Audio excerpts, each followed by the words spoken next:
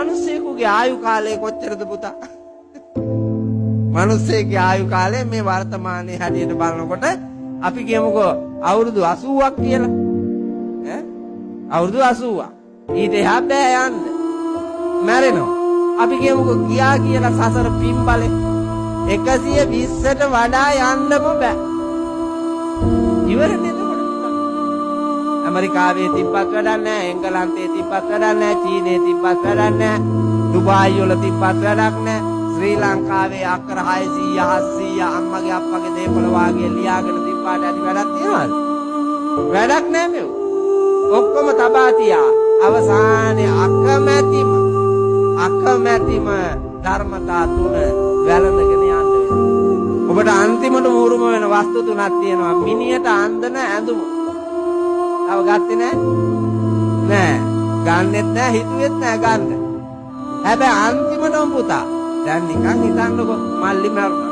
කොහොම මෙතන ඉන්න අය මැරිලාද කියලා දන්නේ නැති ඉඳයි එක්කගෙන ගිහලා ඉස්පිරිතාලේ දොස්තර මහත්තයාට පෙන්නනවා නලාව තියලා බලලා ආට මෙහෙට පෙරලා ඔබලා වැඩක් නැහැ කියලා කියනවා. ඊට පස්සේ වාගේ නෝනයි නෑ එකතු වෙලා මේ ආයතනය අයත් උදව් කරලා මල් ශාලාවට ගෙනිහිල්ලා තවත් එකක් තුනක් තියාගන්න කියලා හදනවා. හදලා ඉවරලා ඔය තිබ්බු වටිනා මෑදු දැන් ඔය ඇඳගෙන තරදගෙන ඉන්න වටිනා මෑදු ගෙදර අල්මාරිය වල තියෙන ඇඳු නෝනා මැදලා එල්ලලා තියෙන්නේ කූරු ගහ. අය හම්බෙන්නේ දේවාන්දි. ඒවා හම්බෙන්නේ නැහැ. අර මල් ශාලාවෙන් අඳනවා පළු කෑලි කෑලි කපපු. ඒක අඳලා අර පිදුරු ගොඩ උඩ තියලා සිංහයා වාගේ පිදුරු ගොඩේ.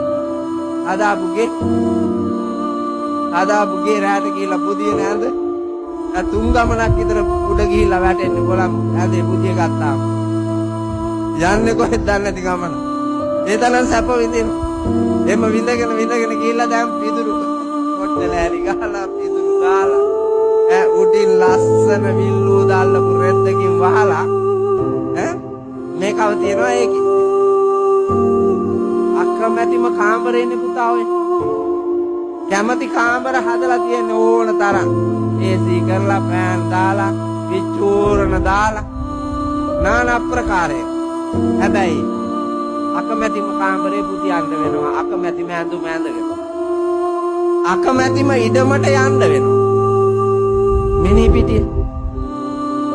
ඒකට යන්න වෙනවා. ඇත්ත ඒක.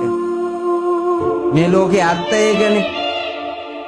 ඔබ මොන තරම් මේ සමාජය ඇතුලේ වෙස්වලාගෙන ජීවත් වුණත් ඔය ධර්මතා තුනට නතු වීම. ඒකයි ලොකු කුඩා ભેදයක් නැහැ, තරහා තිරමක් නැහැ පුතා. ජීවිතේ ભેදයක් නැහැ.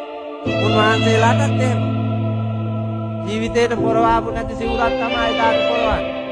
දරසෑ ගහලා පිට්ටනියේ කියලා ඔබාපුවාම ඉවරයි. අලු විතර. එතකන් තමා පුතා නටන නැටිලි අපි ඔක්කොම. ගිහිවත් පැවිදිවත් එතකන් තමා නටන නැටිලි.